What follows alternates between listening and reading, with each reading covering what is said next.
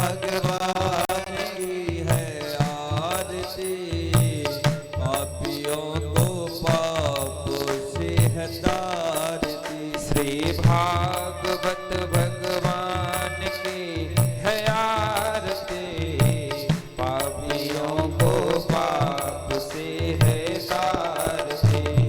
अमर ग्रंथ ये मुक्ति पंथ पंचम वेद निराला, नव ज्योति जगाने वाला। ओ ये अमर ग्रंथ ये मोक्ष पंथ ये पंचम वेद निराला, नव ज्योत जगाने वाला। ओ ये अमर ग्रंथ ये मुक्ति पंथ ये पंचम वेद निराला, नव ज्योति जगाने वाला।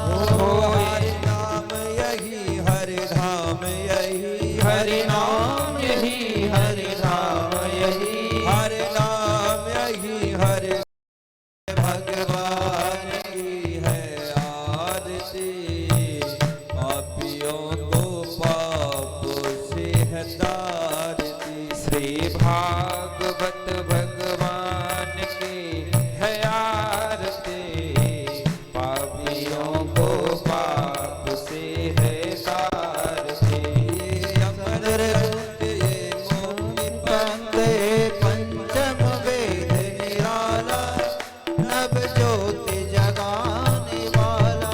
ओ ये अमर ग्रंथ ये मोक्ष पंथ ये पंचम वेद निराला, नव ज्योत जगाने वाला। ओ ये अमर ग्रंथ ये मुक्ति पंथ ये पंचम वेद निराला, नव ज्योति जगाने वाला।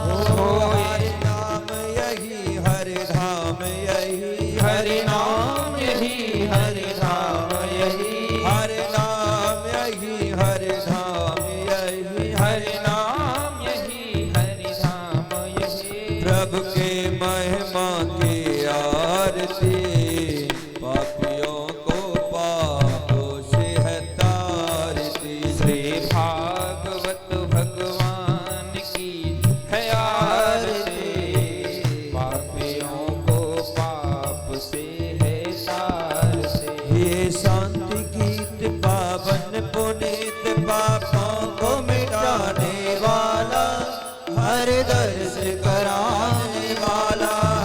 ये शांति गीत पावन पुनीत, पापों को मिटाने वाला, हर दर्श कराने वाला।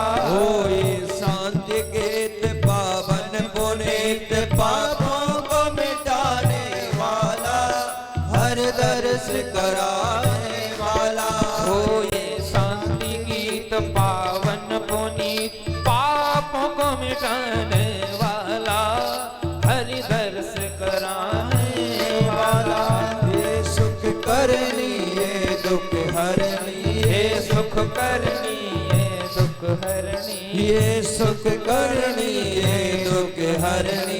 ये सुख करनी ये दुख हरनी। श्री मधुसूदन की आरती, पापियों को पापों से है तारती। हरि बोल। भागवत भगवान की है आरती, ओ आरती, पापियों को पाप से है तारती। ये मधुर बोल सतपंथ खोल, सन्मार्ग बताने वाला, बिगड़ी को बनाने वाला। ये मधुर बोल सतपंथ खोल, सन्मार्ग बताने वाला, बिगड़ी को बनाने वाला। ओ हर नाम यही हर धाम यही, श्री हर नाम यही हर राम यही, श्री राम यही मेरे श्याम यही, श्री राम यही मेरे श्याम यही। श्री मधुसूदन की आरती, पापियों को पापों से है तारती। श्री भागवत भगवान की है आरती, ओ आरती, पापियों को पाप से है तारती।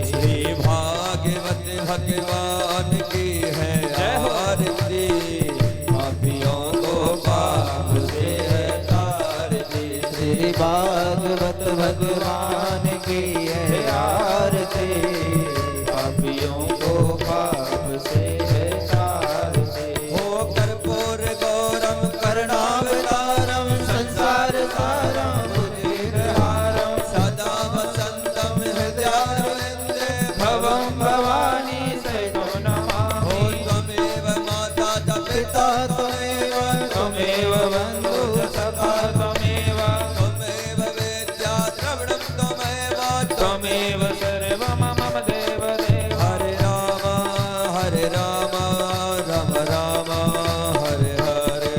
हरे कृष्ण कृष्ण कृष्ण हरे हरे। हो हरे राम राम राम हरे हरे। हरे कृष्ण कृष्ण कृष्ण हरे हरे। कृष्ण कृष्ण हरे हरे। ओ कृष्ण कृष्ण हरे हरे। कृष्ण कृष्ण हरे जलेन शीतलीकलं कदरदेव सम्भोधम् आरार्धिक्यं समर्पयामि। प्राणसत्तमायै नमः। द्यौः शान्तिरन्तरजगं शान्ते पृथिवी शान्तिरापः शान्तिरोगदयः शान्तिः वनस्पतयः शान्तिरस्वे देवाः शान्तिब्रह्म शान्तिः सर्वगुं शान्तिः शान्तिरेव शान्तिः सामा शान्तिरेधिः। दक्षिणहस्ते अक्षतपुष्पं गृहीत्वा मन्त्रपुष्पाञ्जलिः। हरिः ओम् जग्नेन जग्नमय जन्तदेवास्तानि धर्माणि प्रथमान्यासन्नः ते हनाकं महिमानः सचन्त यत्र पूर्वे साध्याः शान्तिदेवः। हरिः ओम् एकदन्ताय विद्महे वक्रतुण्डाय धीमहि तन्नो दन्ते प्रचोदयात्। हरिः ओम् नारायणाय विद्महे वासुदेवाय धीमहि तन्नो विष्णु प्रचोदयात्। हरिः ओम् ज्ञानगङ्गाय विद्महे पंचमवेदाय धीमहि तन्नो श्रीमद्भागवत प्रचोदयात्। नानासुगन्धपुष्पाणि यथा कालोद्भवानि च पुष्पाञ्जलिर्मया दत्त्वा गृह्णामि। परमेश्वरा श्रीमद्भागवत पुराण सप्तमाय चरणकमलेषु मंत्रपुष्पाञ्जलि समर्पयामि। मुखारविंद से सुंदर श्रीमद् कथा का रसस्वादन एवं रसपान कर रहे हैं। बड़े बड़े भागी हैं हम आप। वैसे रामचरितमानस में भी कहा गया है कि जिन हरि कथा सुनी नहीं काना, श्रवण रंध्र आई भवन समाना। जिन भक्तों के इस पावन धरा पर अगर जन्म लिया है तो श्री हरि की कथा सुनना अनिवार्य है। नहीं तो जैसे एक सर्प का ही हमें होता है बिल, जैसे सर्प का बिल होता है उस प्रकार हमारी एक कान है। इसलिए सुंदर श्रीमद् भागवत कथा का रसस्वादन रसपान कर अपने जीवन को धन्य एवं कृता।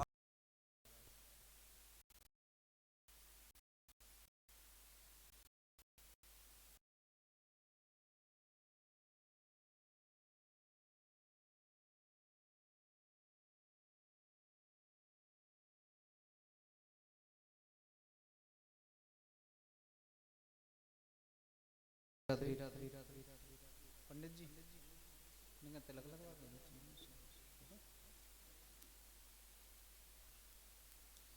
श्री राधे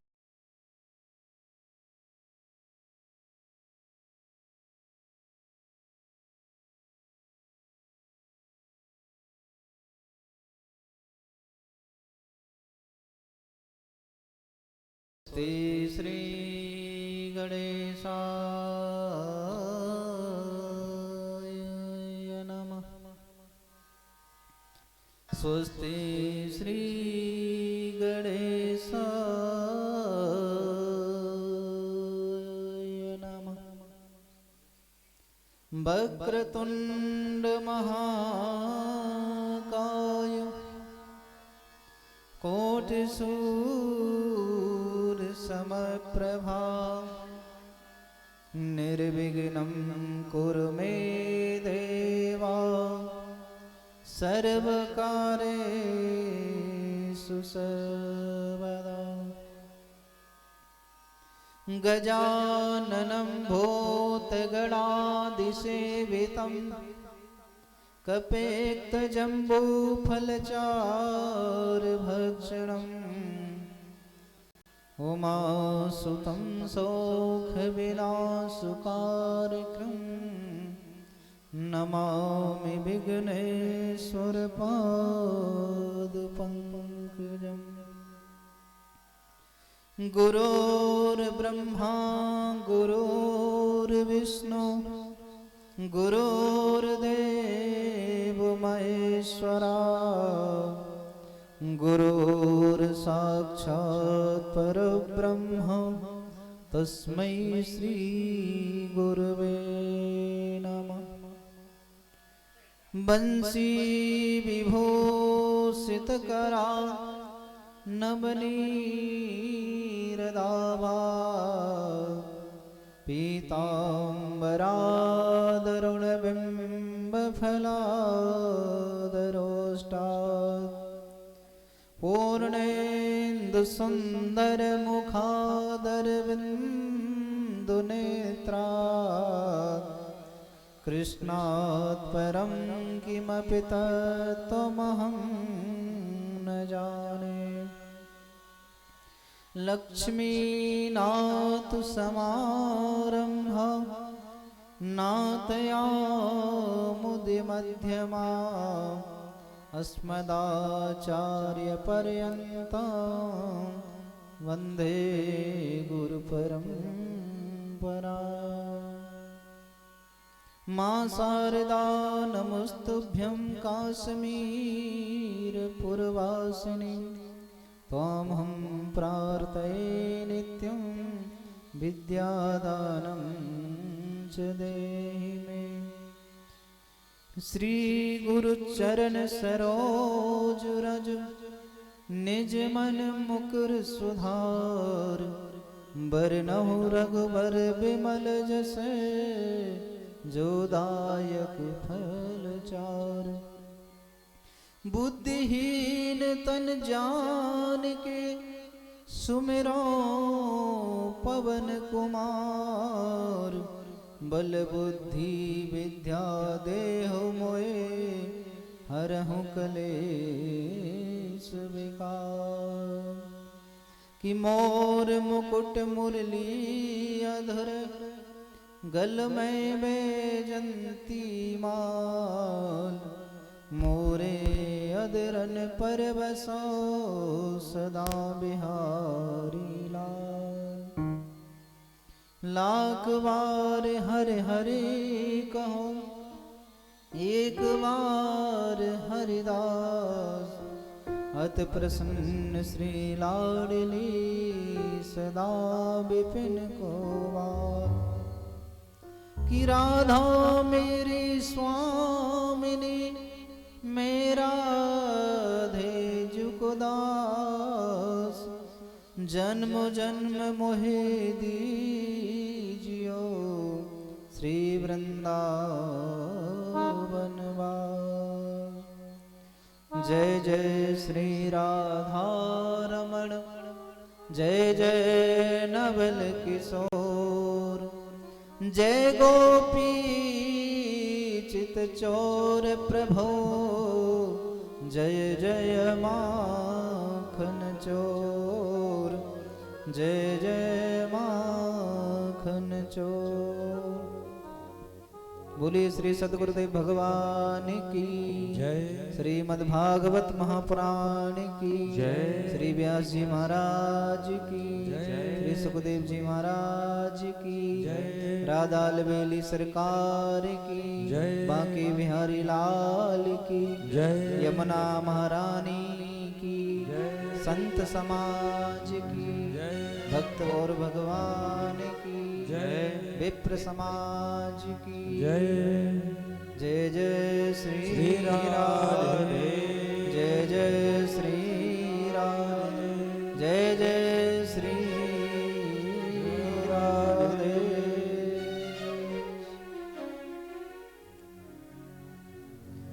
परम मंगलमय परात्पर अकलेश्वर अकारण करणालय भक्त वांछत कल्पत तरु तड़ुद्धित विनिंदित पीतांबरधारी श्री बालकृष्ण लाल की वांग्मयी प्रतिमूर्ति श्रीमद् भागवत महापुराण। आज श्रीमद् भागवत कथा का द्वितीय दिवस। श्री बांके बिहारी की छत्र छाया में बैठ करके राधा रानी के आशीर्वाद से यमुना महारानी की गोदी में बैठ करके श्रीमद् भागवत कथा को श्रवण कर रहे हैं। हमारा ये बहुत सौभाग्य की बात है कि श्री धाम वृंदावन में भगवान की कथा को श्रवण करके अपने जीवन को कृतार्थ बना रहे हैं। ये मनुष्य का जीवन है, अनमोल है, इसकी कोई कीमत नहीं है, इसको अनमोल माना गया है। गोस्वामी जी महाराज कहते हैं कि अहो भाग्य मानस तन पावा सुर दुर्लभ सब ग्रंथन गावा। ये मनुष्य का शरीर देवताओं के लिए भी दुर्लभ है। तो सुंदर सी काया लेकर के हम और यहाँ बांके बिहारी के चरणों में, राधा रानी के चरणों में बैठ करके, साक्षात यमुना महारानी की गोदी में बैठ करके परमात्मा की कथा को श्रवण कर रहे हैं, अपने जीवन को कृतार्थ बना रहे हैं। यमुना कौन है? यमुना है भक्ति। जब तक यमुना जी में डुबकी नहीं लगाएंगे तब तक भगवान की भक्ति नहीं कर पाओगे। तो यमुना ही तो भक्ति है। तो हम तो साक्षात उनकी गोदी में बैठे हैं। परमात्मा का प्रत्यक्ष स्वरूप श्री भागवत भगवान, उनके सानिध्य में ऐसा सुंदर अवसर हमें प्राप्त हुआ है। भगवान की विशेष कृपा है, इसीलिए जितना हो सके इसका सदुपयोग करना चाहिए। जितना हो सके अपने मन में राधे राधे का जाप करें, और राधे राधे जपेंगे तो बिहारी जी तो अपने आप ही आ जाएंगे। बिहारी जी को बुलाने की जरूरत नहीं पड़ेगी, केवल अपन को क्या जपना है? राधे राधे। जहां राधे राधे का जाप होता है बिहारी जी तो स्वयं आ जाते हैं। तो साक्षात भगवान की कृपा हमारे ऊपर बरस रही है कि कर्ज में नर तन लिया, भूल तो उसको गया, जिक्र की तो बात क्या, मूलधन भी खा गया। जब हमारा जन्म होता है ना, हम माता के गर्भ में उल्टे लटके रहते हैं। सिर होता है नीचे, पैर होते हैं ऊपर। तो भगवान से प्रार्थना करते हैं, प्रभु एक बार इस गर्भ से बाहर निकाल दो, मैं आपका इतना भजन करूंगा, इतना भजन करूंगा कि दोबारा गर्भ में ना आऊं। भगवान कहते हैं गर्भ में तो बड़ी स्तुति करता है, लेकिन जैसे ही गर्भ से बाहर निकलता है तो मुझे भूल जाता है, संसार के चक्कर में, माया के चक्कर में पड़ जाता है। तो जीव कहता है प्रभु इस बार नहीं भूलूंगा, मैं ज्यादा से ज्यादा आपका भजन करूंगा। कि बेकार जो मुख है रहे व्यर्थ बातों में, मुख वो है जो हर नाम का सुमरन किया करे। व्यर्थ की बातों को करने के लिए व्यक्ति के पास टाइम है, लेकिन परमात्मा के चिंतन करने के लिए समय नहीं है। आज उनकी कृपा से, बांके बिहारी राधा रानी की कृपा से हम यहाँ पधारे हैं सभी भक्त, और उनके आशीर्वाद से कथा श्रवण कर पा रहे हैं, क्योंकि उनकी इच्छा के बिना कुछ नहीं होता है। इरादे रोज बनते हैं, इरादे रोज बिगड़ते हैं, और वृंदावन वही आते हैं जिन्हें बांके बिहारी बुलाते हैं। तो आइए 2 मिनट बड़े भाव से अपनी वाणी को पवित्र करते हुए तालियों के साथ में भगवान नाम कीर्तन करते हैं। श्री राधे। परमात्मा से मिलने का जो साधन है वो एकमात्र साधन है सत्संग। कि श्याम तुमसे मिलने का, ओ श्याम तुमसे मिलने का सत्संग ही बहाना है। ओ श्याम तुमसे मिलने का सत्संग ही बहाना है। श्याम तुमसे मिलने का सत्संग ही बहाना है। उससे मिलने का सत्संग ही बहाना है। दुनिया वाले क्या जाए, दुनिया वाले क्या जाए, मेरा रिश्ता पुराना है। वो दुनिया वाले क्या जाने, श्री राधे। रिश्ता पुराना है। तालियों की सेवा करते हुए बड़े भाव से हरि बोल।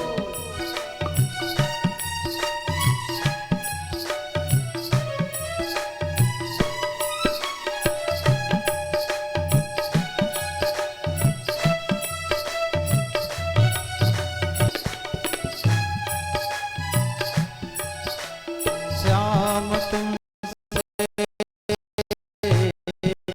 मिलने का सत्संग ही बहाना है। ओ श्याम तुमसे मिलने का सत्संग ही बहाना है। गाँव में ढूंढे गीचों में पाए, बागों में ढूंढा तुझे, बगीचों में पाए। परमात्मा को खोज, कभी वृंदावन आ गए, कभी अयोध्या पहुंच गए, कभी काशी पहुंच गए, लेकिन हम धीरे विचार नहीं, हमारे अंदर बैठा है। हम परमात्मा को खोजते रहते हैं। बागों में ढूंढा तुझे, बगीचों में पाया है। बागों में ढूंढे, हरि बोल। बगीचों आया है। फूलवा तेरी कलियों में, फूलवा तेरी कली मेरे श्याम आना है। फूलवा तेरी कलियों में मेरे श्याम का ठिकाना है।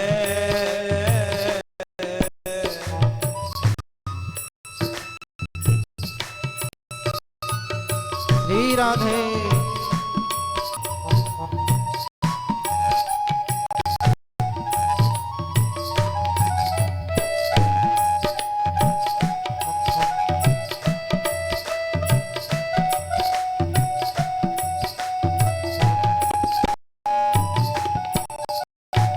तारों में ढूंढा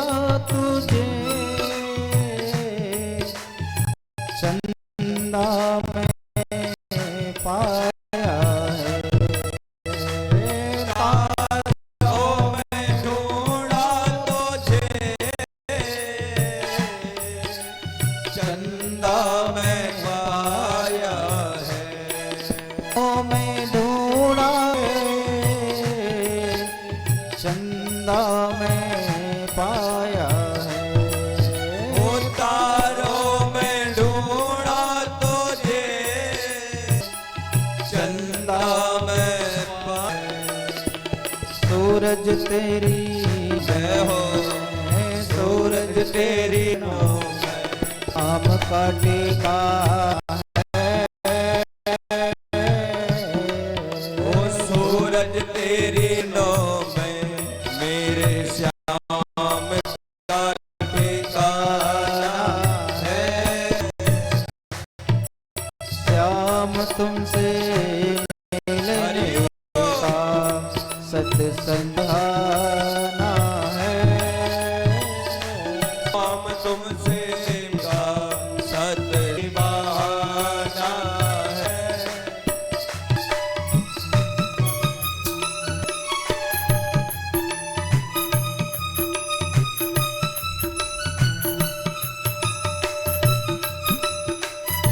हरि बोल।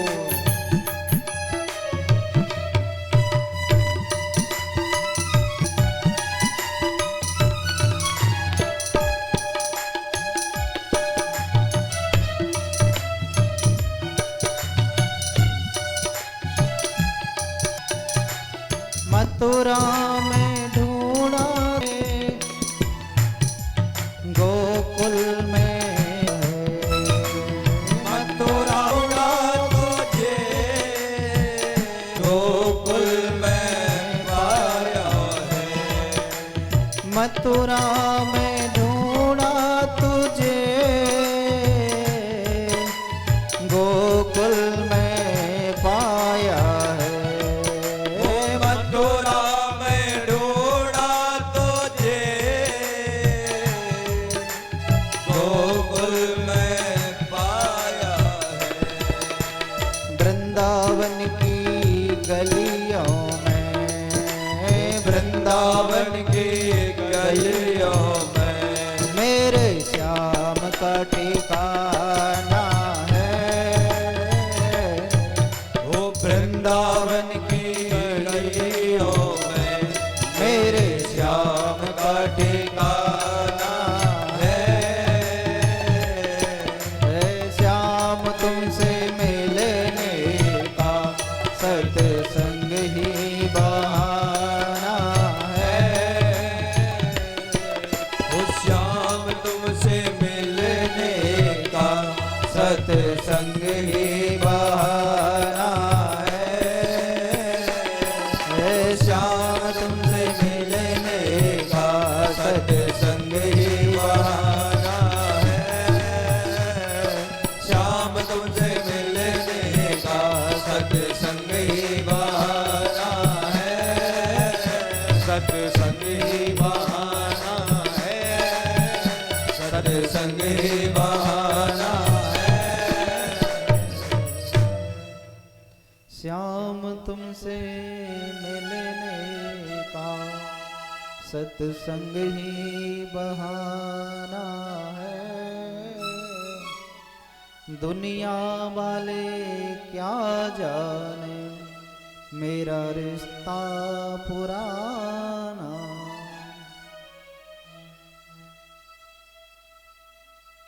तो परमात्मा से मिलने का जो साधन है वो केवल एक सत्संग है। सत्संग से बड़ी कोई चीज नहीं है संसार में। कितना भी भजन पूजन कर लो, कुछ भी कर लो, लेकिन सत्संग से बड़ी कोई चीज नहीं। और सत्संग करना भी हर किसी के बस की बात नहीं है। ये सत्संग कब होता है? गोस्वामी जी महाराज कह रहे हैं कि बिन सत्संग विवेक न होई, और पीछे कह रहे हैं राम कृपा बिन सुलभ न सोई। परमात्मा की कृपा से ही ये संभव है। प्रयास तो हम बहुत करते हैं, प्रयत्न करते हैं, लेकिन उसकी जब निगाह होती है तभी ये काम हो पाता है। तो आज हमारा जीवन धन्य है जो साक्षात बांके बिहारी के चरणों में बैठ करके श्री भागवत कथा को श्रवण कर रहे हैं, अपने जीवन को कृतार्थ बना रहे हैं।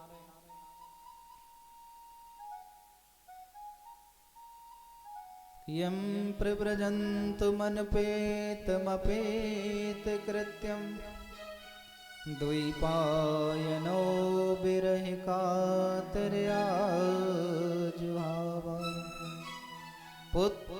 पुत्रेति तन्मयतया तरवो विनेदो तं सर्वभूतहृदयं मुनमानतोऽस्मि।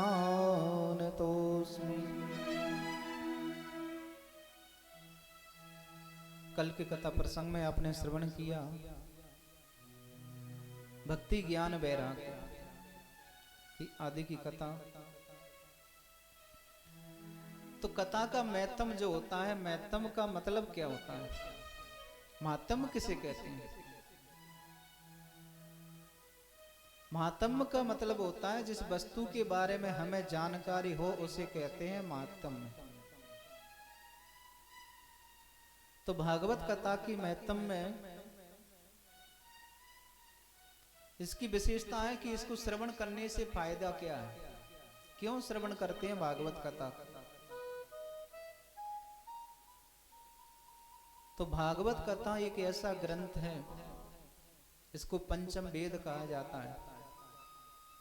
भागवत कथा को श्रवण करने से पापी व्यक्तियों का भी उद्धार हो जाता है। कोई व्यक्ति अगर पाप करता है और उसे भागवत की कथा श्रवण करा दी जाए तो उसका उद्धार हो जाता है।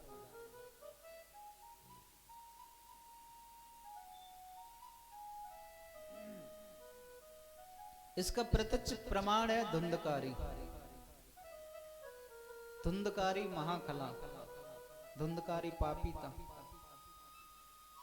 और उसका जो भाई था गोकर्ण बड़ा ज्ञानी दिव्य मूर्ति। तो धुंधकारी के प्रति गोकर्ण जी महाराज ने श्रीमद् भागवत कथा को श्रवण कराया, धुंधकारी का उद्धार हुआ। तो नारद जी ने यहां पर जो पूछा कि महाराज भागवत कथा श्रवण करने से क्या फायदा है। तो सोनकादि ऋषियों ने कहा कि भागवत की कथा तो ऐसी है कि कोई जीवन पर्यंत पाप करे और पाप करते करते मर जाए, उसको अगर भागवत की कथा श्रवण करा दो तो उसका भी उद्धार हो जाता है। नारद जी बोले तब तो अच्छे फायदे की बात है।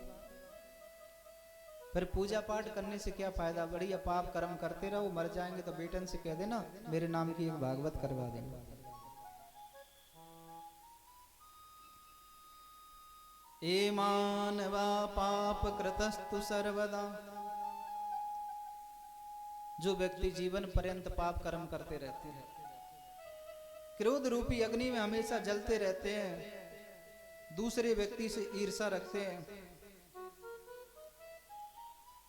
और जो पाप करते करते जिसकी मृत्यु हो जाती है, उसके नाम से भी भागवत की कथा करा दो तो उसका भी उद्धार हो जाता है। इसका प्रत्यक्ष प्रमाण है धुंधकारी।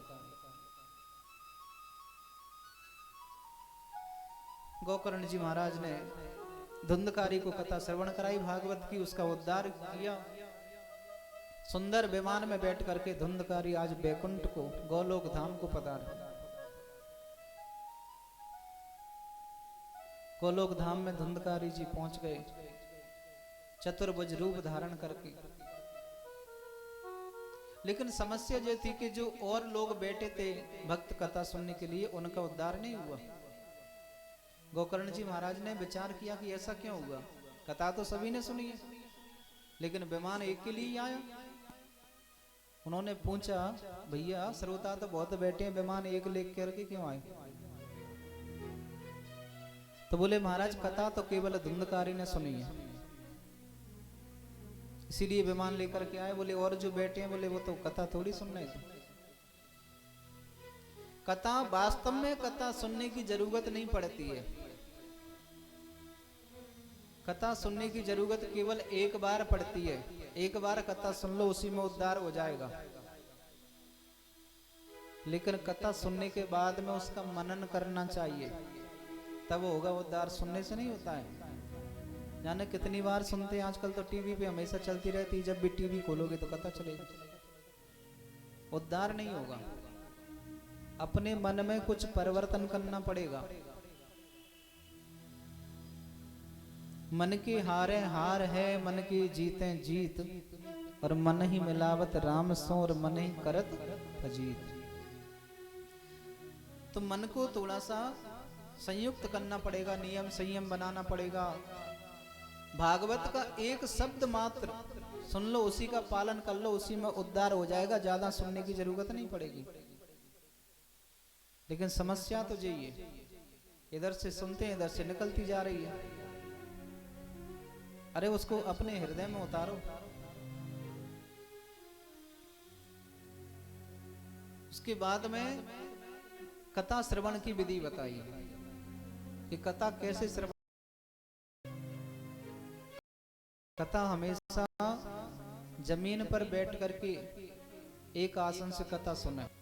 हाँ, जैसे अगर कोई परेशान है तो वो कुर्सी पर बैठ करके कथा सुन सकते हैं, लेकिन वास्तव में जमीन पर बैठ करके ही कथा श्रवण करनी चाहिए।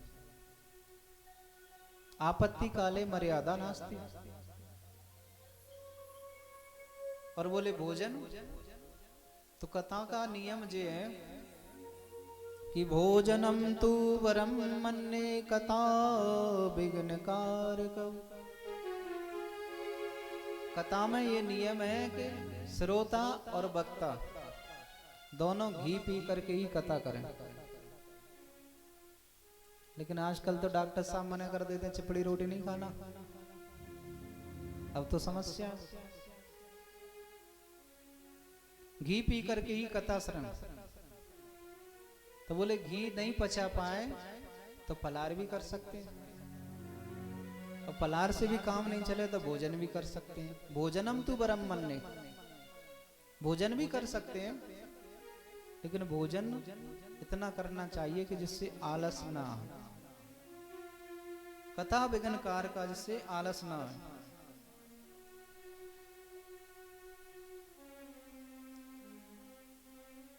आइए प्रवेश करते हैं, श्रीमद् भागवत कथा का मंगलाचरण करते हैं। दोनों हाथ जोड़ करके भगवान के मंगलाचरण करते हैं। कि जन्माद्यस्य निभयाद तरतश्चार्ते सुविज्ञेश्वरा, तेने ब्रह्म हृदयाद कवये मुह्यन्ति सूर्या। तेजो वारमृधाम यथा विनिमयो यत्र त्रिसर्गो मृषा, धाम्ना स्वेन सदा निरस्तकुहकं सत्यं परम धीमहि। ये भागवत जी का सबसे प्रथम श्लोक है। जन्माद्यस्य यतोऽन्वयाद् तरतश्चार्ते सुविज्ञेश्वरः। सत्यम परम धीमहि। भागवत का मंगलाचरण कर रहे हैं श्री व्यास जी महाराज, और यहाँ पर केवल वंदना की गई है तो सत्य की वंदना की गई है। सत्यम परम धीमहि, क्योंकि वो जीवन का जो सार है वो केवल सत्य है। धर्म न दूसर सत्य समाना, आगम निगम पुराण बखाना। सत्य से बड़ा संसार में कोई धर्म नहीं है। कितनी भी पूजा पाठ करो आप, कितना भी दान पुण्य करो, जब तक सत्य नहीं बोलोगे तब तक कुछ सफल नहीं होगा। सत्य के मार्ग पर चलना पड़ेगा। जन्माद्यस्य यतोऽन्वयाद् तरतस्, बड़ा सुंदर भाव है, बड़ा सुंदर भाव है। जिस परमात्मा की इच्छा शक्ति मात्र से ये विश्व प्रपंच होता है। अब परमात्मा की इच्छा हो गई कि अब तो मुझे सृष्टि की उत्पत्ति करनी है, उत्पत्ति हो जाती है। उनकी इच्छा से इसका पालन होता है और उनकी इच्छा से इसका संहार होता है। ये तीन विभागों में बांट दिया गया है। नारायण भगवान, ब्रह्मा जी और भोले बाबा, ये तीनों को अलग अलग क्रम है। ब्रह्मा जी सृष्टि की उत्पत्ति करते हैं, भगवान नारायण पालन करते हैं और भोले बाबा संहार करते हैं। तो जिसकी इच्छा शक्ति से ये विश्व प्रपंच होता है, पलता है और लय हो जाता है, जैसे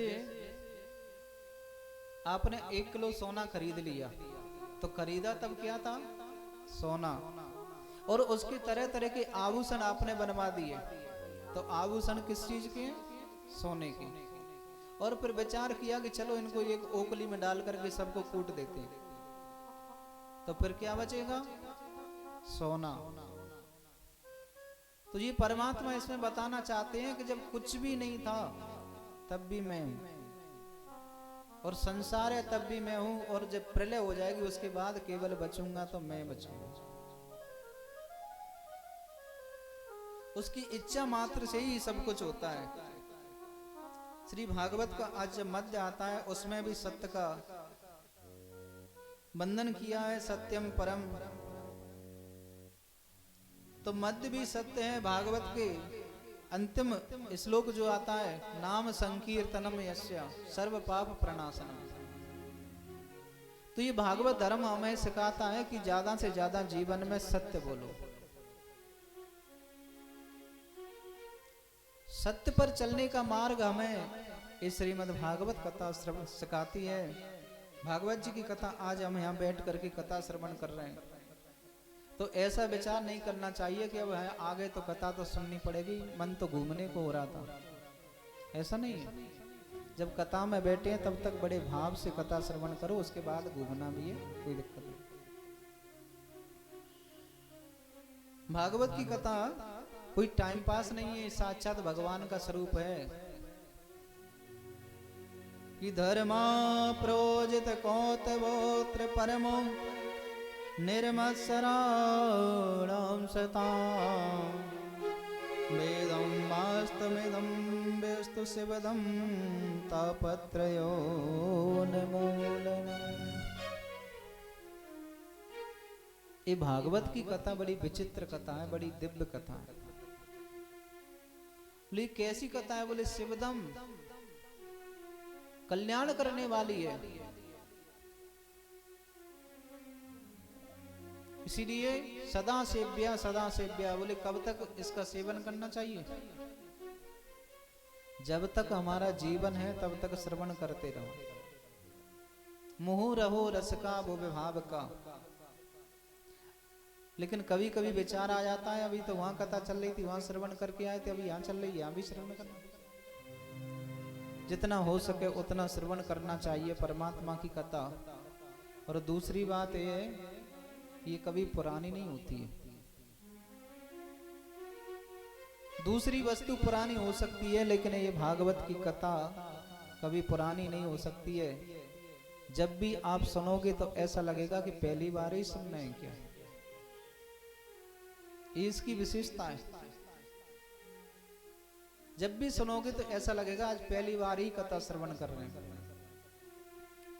निगम कल्प तरोर गलतम फलम सुख मुका द्रवमृत संयुतम पिबत भागवतम रसमालयम मुहुरवो रसिका भुविभावका। जब तक जीवन है तब तक पीते रहो। अब यहाँ पर एक शब्द आया है, पिबत भागवतम रसमालयम। अब इसको पी तो रहे नहीं है, सुन रहे हैं कानों के द्वारा, तो फिर पिबत क्यों लिखा? श्रवण तो लिख सकते, तो पिबत इसीलिए लिखा है कि श्रवण करने वाली चीज इधर से श्रवण करते हैं, उधर से निकल जाती है। इसीलिए वेदव्यास जी महाराज कहते हैं कि इसे कानों के द्वारा पियो। इसीलिए यहाँ पर लिखा है पिबत भागवतम रसमालयम। और रस ही रस भरा हुआ है, इसमें गुटली भी नहीं है, छिलका भी नहीं है, केवल रस ही रस भरा हुआ है। पीते रहो। अमृत द्रव संयुतम, अमृत के तुल्य। और ये भागवत की कथा इतनी दिव्य कथा है, ये तो देवताओं के लिए दुर्लभ है।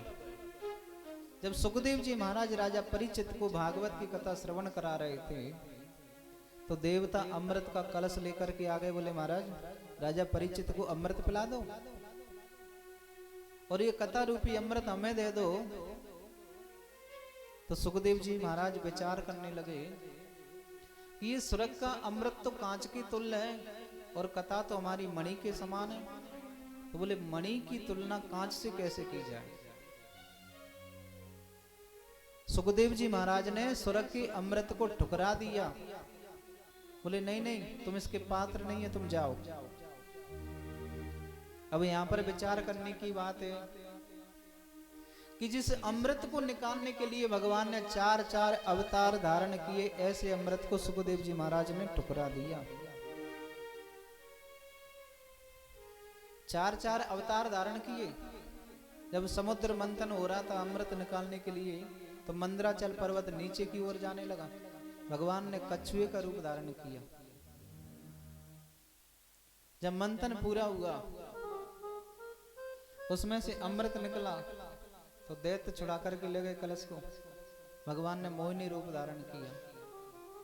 स्वयं नारायण भगवान समुद्र मंथन करवा रहे। तो चार चार अवतार धारण किए उस अमृत को निकालने के लिए।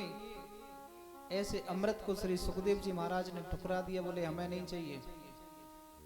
तो ऐसी दिव्य भागवत है जिसको आज हम श्रवण कर रहे हैं, अपने जीवन को कृतार्थ बना रहे हैं।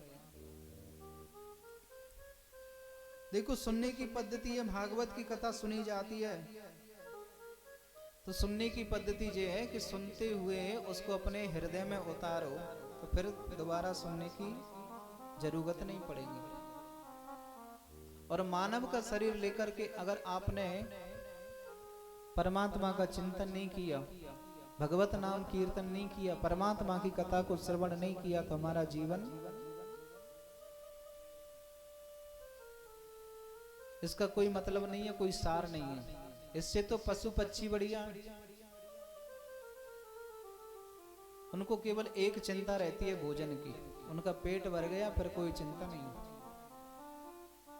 दूसरी बात, पशुओं में एक विशेषता होती है कि पशु अपने बच्चों को जन्म देते हैं, लेकिन वो उनसे आशा नहीं करते हैं कि बुढ़ापे में हमारी सेवा करेंगे। लेकिन मनुष्य आशा करता है अपने बेटा बेटी से कि बुढ़ापे में हमारी सेवा करेंगे।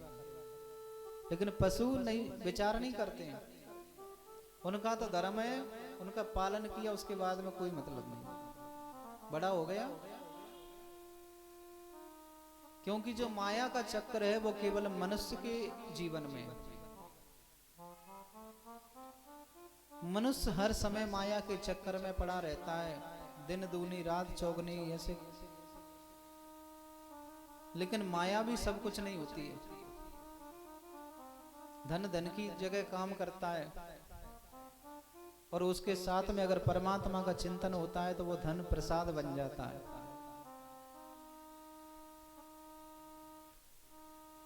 तो कल की कथा में आप श्रवण कर रहे थे, सूत जी महाराज सौनकादि ऋषियों के सामने उनका प्रश्नों के जवाब दे रहे हैं और कहते हैं, सूत जी महाराज सनकादि ऋषियों से कहते हैं कि आप इतिहास को जानकार हैं, पुराणों के ज्ञाता हैं। धर्म संस्थापनार्थाय संभवामि युगे युगे। सौनकादि ऋषियों ने 6 प्रश्न किए थे। प्रथम प्रश्न था कि भगवान, मानव के लिए परम धर्म क्या है? क्या 4 बजे उठ करके स्नान करना धर्म है, या परिक्रमा लगाना धर्म है, या पूजा पाठ करना धर्म है, या दान करना धर्म है? दूसरा प्रश्न किया कि हम जब मंदिर में जाते हैं तो बड़ा विचित्र लगता है। कोई कहता है हमारी मैया बड़ी है, कोई कहता है हमारे भोले बाबा बड़े हैं, तो सब में बड़ा कौन है? तीसरा प्रश्न किया कि वेद में परमात्मा का नाम है अजन्मा, और अजन्मा का मतलब होता है जिसका जन्म ना हो उसे कहते हैं अजन्मा। तो वेद में परमात्मा का नाम है अजन्मा, तो अयोध्या में दशरथ जी के बेटे राम जी कैसे बन गए? नंद बाबा के बेटे कृष्ण कैसे बन गए जब वो तो उनका नाम तो अजन्मा है। तो भैया अजन्मा का जब जन्म हो सकता है तो अनामी का नाम भी हो सकता है।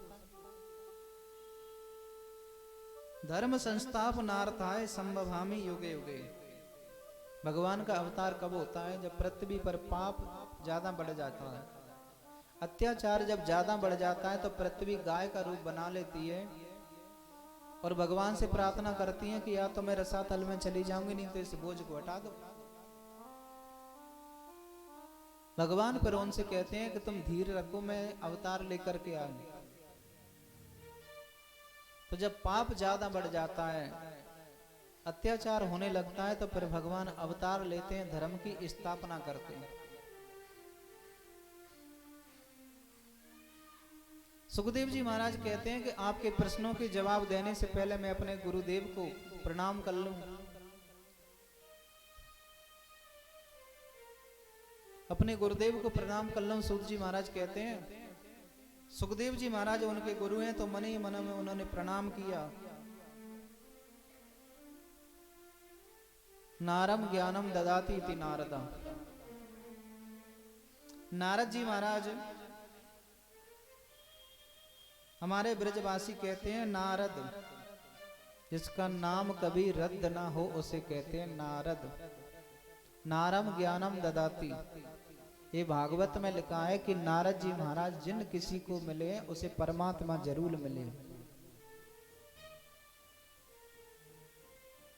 तो नारद जी आज मन में विचार करते हैं कि अब बहुत दिन हो गए झगड़ा नहीं हुआ, तो झगड़ा करवाना है। तो बोले क्या, कहाँ चलना चाहिए? तो नारद जी महाराज विचार करते हैं कि मैंने मेरे माता पिता ब्रह्मांडी में तो झगड़ा होता ही रहता है, एक बार लक्ष्मी नारायण में भी झगड़ा करवा दिया, लेकिन अभी तक भोले बाबा मैया पार्वती में झगड़ा नहीं हुआ। तो आज नारद जी महाराज ने अपना बीड़ा उठाया। श्री राधे। नारद जी महाराज ने अपना बीड़ा उठाया और बड़े भाव से गाते हुए जा रहे हैं कि श्री कृष्ण गोविंद हरे मुरारी, हे नाथ नारायण वासुदेवा। श्री कृष्ण गोविंद हरे मुरारी, हे नाथ नारायण वासुदेवा। श्री कृष्ण गोविंद हरे मुरारी, हे नाथ नारायण वासुदेवा। हे नाथ नारायण वासुदेवा, हे नाथ नारायण वासुदेवा। ओ हे नाथ नारायण हरि बोल। वासुदेवा, हे नाथ नारायण वासुदेवा। हे नाथ नारायण वासुदेवा, हे नाथ नारायण वासुदेवा।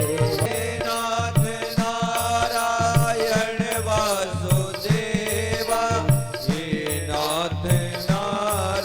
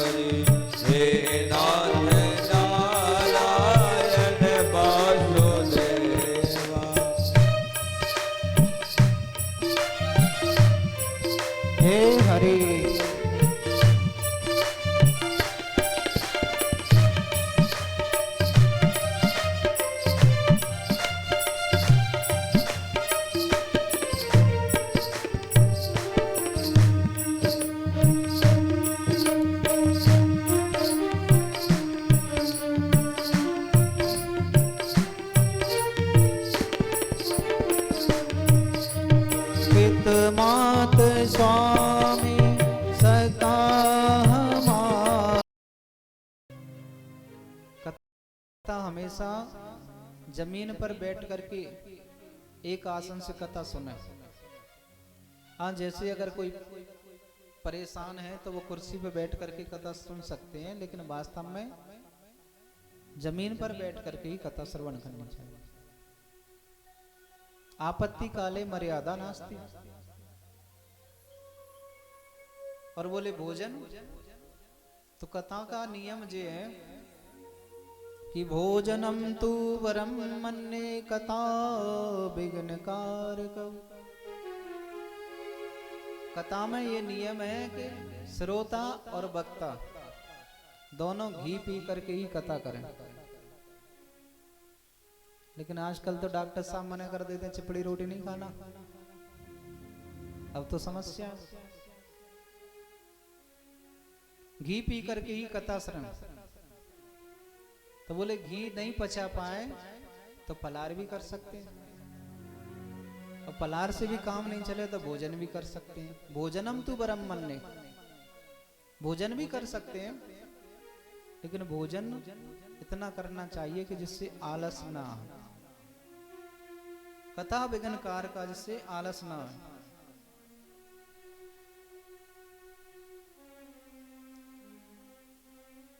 आइए प्रवेश करते हैं, श्रीमद् भागवत कथा का मंगलाचरण करते हैं। दोनों हाथ जोड़ करके भगवान के मंगलाचरण करते हैं।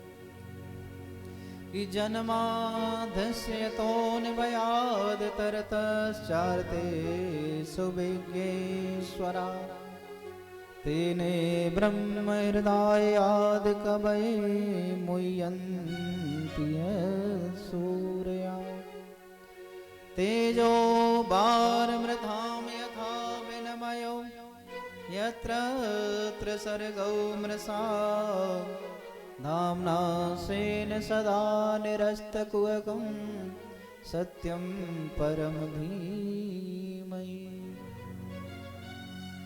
ये भागवत जी का सबसे प्रथम श्लोक है। जन्माद्यस्य तोऽन्वयाद् तरतश्चार्थे सुविज्ञेश्वरा। सत्यम परम मंगलाचरण कर रहे हैं श्री व्यास जी महाराज।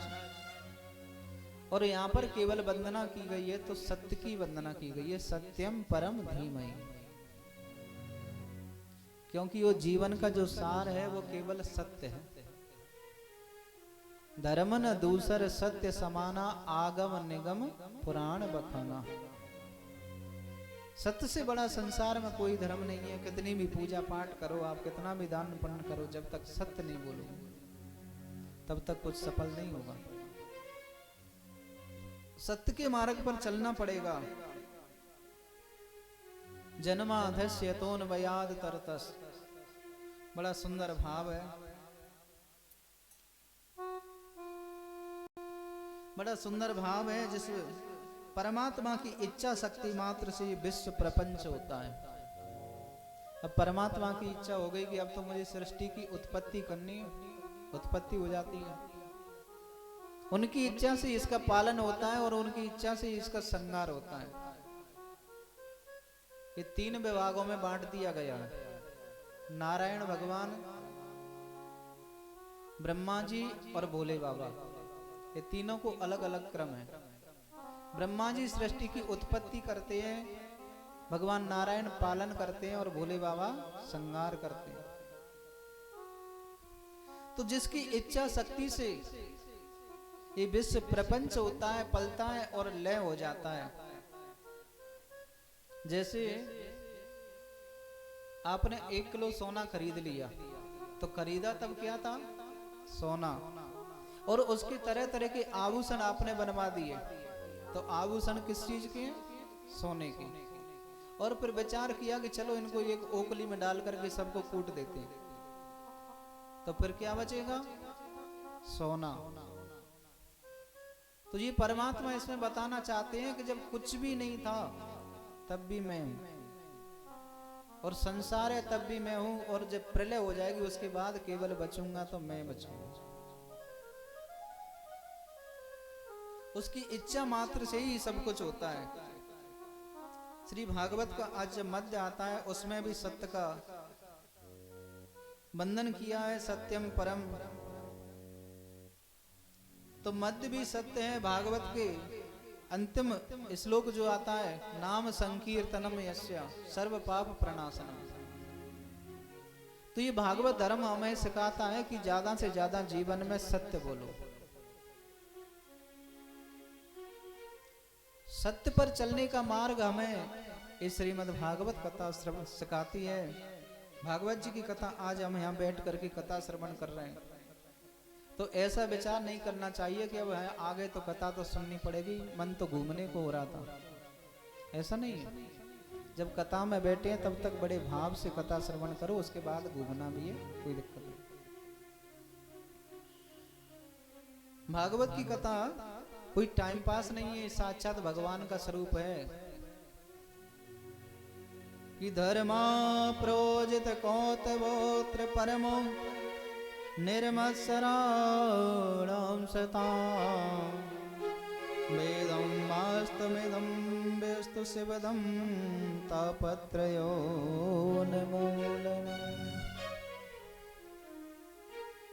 ये भागवत की कथा बड़ी विचित्र कथा है, बड़ी दिव्य कथा है। बोले कैसी कथा है? बोले शिवदम, कल्याण करने वाली है। इसीलिए सदा सेव्या सदा सेव्या। बोले कब तक इसका सेवन करना चाहिए? जब तक हमारा जीवन है तब तक श्रवण करते रहो। मुहु रहो रस का वो विभाव का। लेकिन कभी कभी विचार आ जाता है, अभी तो वहां कथा चल रही थी, वहां श्रवण करके आए थे, अभी यहाँ चल रही है, यहाँ भी श्रवण करना। जितना हो सके उतना श्रवण करना चाहिए परमात्मा की कथा। और दूसरी बात ये ये कभी पुरानी नहीं होती है। दूसरी वस्तु पुरानी हो सकती है, लेकिन ये भागवत की कथा कभी पुरानी नहीं हो सकती है। जब भी आप सुनोगे तो ऐसा लगेगा कि पहली बार ही सुन रहे हैं क्या। ये इसकी विशेषता है। जब भी सुनोगे तो ऐसा लगेगा आज पहली बार ही कथा श्रवण कर रहे हैं। निगम कल्पतरोर गलतम फलम सुखमुखा द्रवमृत संयुतम पिबत भागवतम रसमालयम मुहुरवो रसिका भूविभावका। जब तक जीवन है तब तक पीते रहो।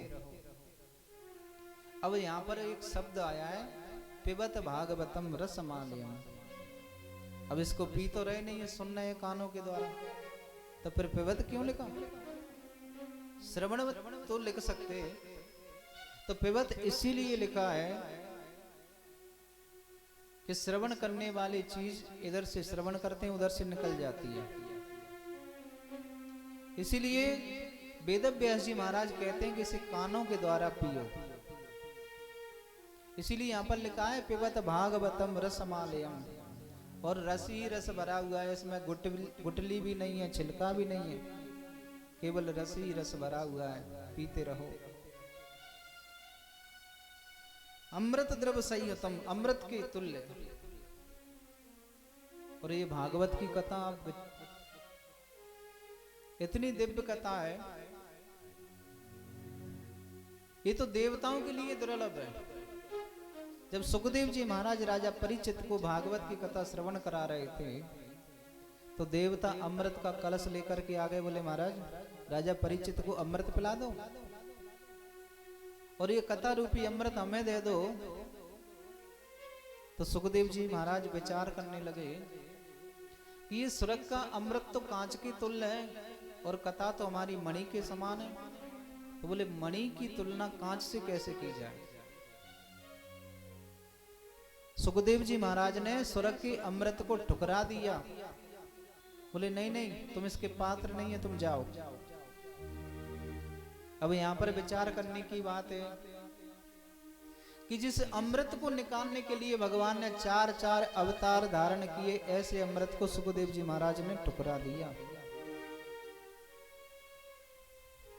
चार चार अवतार धारण किए।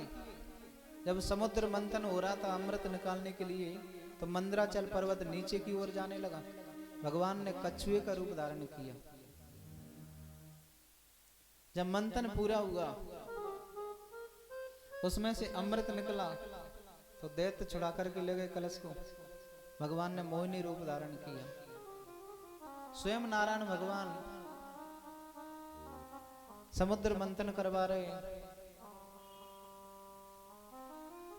तो चार चार अवतार धारण किए उस अमृत को निकालने के लिए। ऐसे अमृत को श्री सुखदेव जी महाराज ने ठुकरा दिया, बोले हमें नहीं चाहिए। तो ऐसी दिव्य भागवत है जिसको आज हम श्रवण कर रहे हैं, अपने जीवन को कृतार्थ बना रहे हैं। देखो सुनने की पद्धति है, भागवत की कथा सुनी जाती है तो सुनने की पद्धति ये है कि सुनते हुए उसको अपने हृदय में उतारो, तो फिर दोबारा सुनने की जरूरत नहीं पड़ेगी। और मानव का शरीर लेकर के अगर आपने परमात्मा का चिंतन नहीं किया, भगवत नाम कीर्तन नहीं किया, परमात्मा की कथा को श्रवण नहीं किया, तो हमारा जीवन इसका कोई मतलब नहीं है, कोई सार नहीं है। इससे तो पशु पक्षी बढ़िया, उनको केवल एक चिंता रहती है भोजन की, उनका पेट भर गया फिर कोई चिंता नहीं। दूसरी बात, पशुओं में एक विशेषता होती है कि पशु अपने बच्चों को जन्म देते हैं, लेकिन वो उनसे आशा नहीं करते हैं कि बुढ़ापे में हमारी सेवा करेंगे। लेकिन मनुष्य आशा करता है अपने बेटा बेटी से कि बुढ़ापे में हमारी सेवा करेंगे। लेकिन पशु नहीं, विचार नहीं करते हैं। उनका तो धर्म है, उनका पालन किया, उसके बाद में कोई मतलब नहीं, बड़ा हो गया। क्योंकि जो माया का चक्र है वो केवल मनुष्य के जीवन में है। मनुष्य हर समय माया के चक्कर में पड़ा रहता है, दिन दूनी रात चौगनी ऐसे। लेकिन माया भी सब कुछ नहीं होती है। धन धन की जगह काम करता है, और उसके साथ में अगर परमात्मा का चिंतन होता है तो वो धन प्रसाद बन जाता है।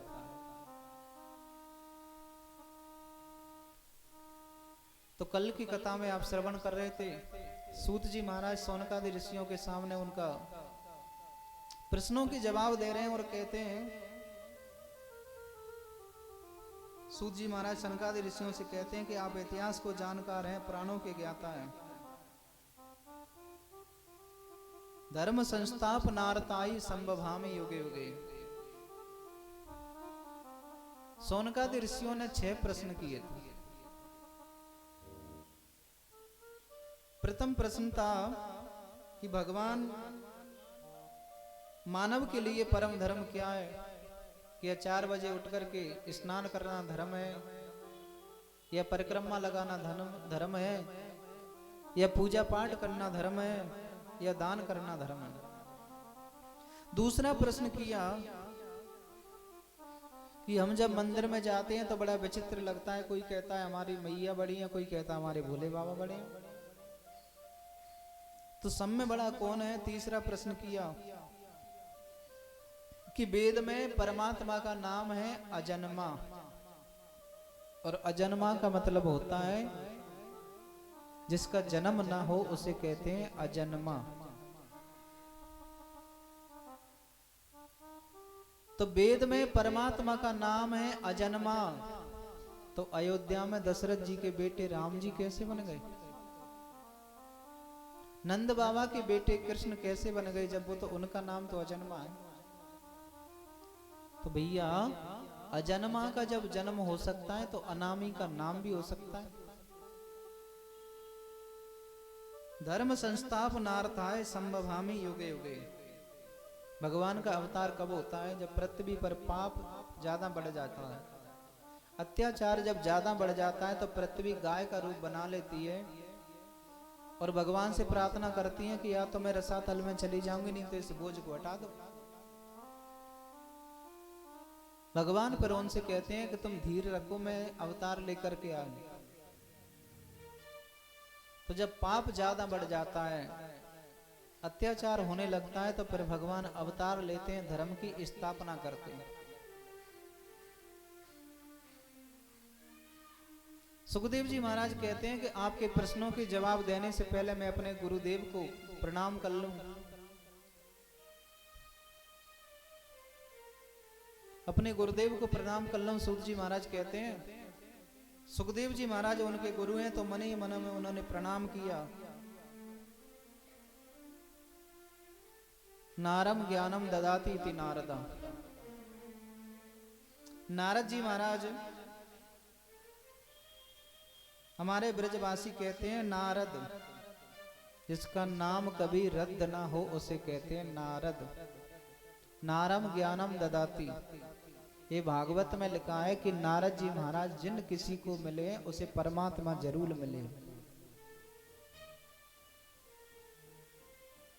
तो नारद जी आज मन में विचार करते हैं कि अब बहुत दिन हो गए झगड़ा नहीं हुआ, तो झगड़ा करवाना है। तो बोले क्या, कहाँ चलना चाहिए?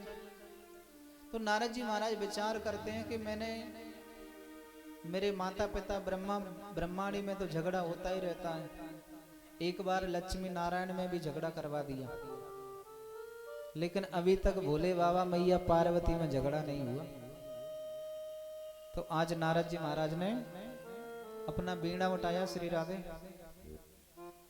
नारद जी महाराज ने अपना वीणा उठाया और बड़े भाव से गाते हुए जा रहे हैं कि श्री कृष्ण गोविंद हरे मुरारी, हे नाथ नारायण वासुदेवा।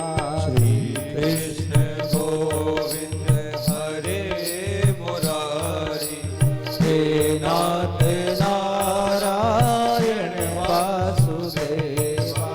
श्री कृष्ण गोविंद हरे मुरारी,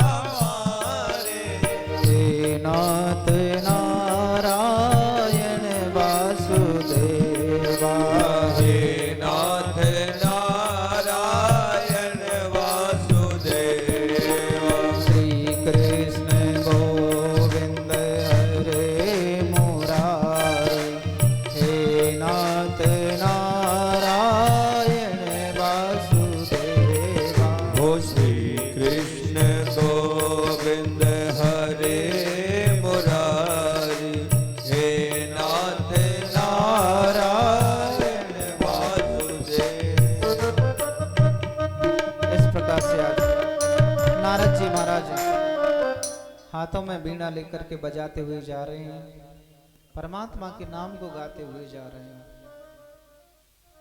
और सीधे पहुंच गए कैलाश पर्वत पर जहां भोले बाबा बैठे थे। जाकर के नारद जी महाराज ने प्रणाम किया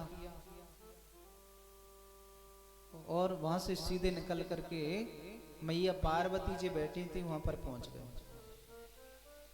जैसे ही मैया पार्वती जी के पास में नारद जी महाराज पधारे, मैया ने पूछा, बाबा आज तो बड़े दिनों के बाद आए, क्या कारण है?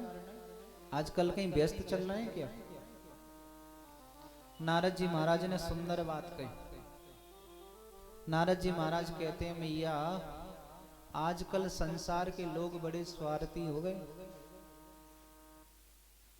जब किसी से किसी को काम पड़ता है तब तो बड़े प्रेम से बोलते हैं और काम निकल जाता है तो फिर बात भी नहीं करते। पति पत्नी में झगड़ा होता रहता है। नाना प्रकार से नारद जी महाराज कहने लगे, और मैया आजकल जाने से कोई फायदा नहीं है। यहाँ पर गोस्वामी जी बड़ी सुंदर बात कह रहे हैं।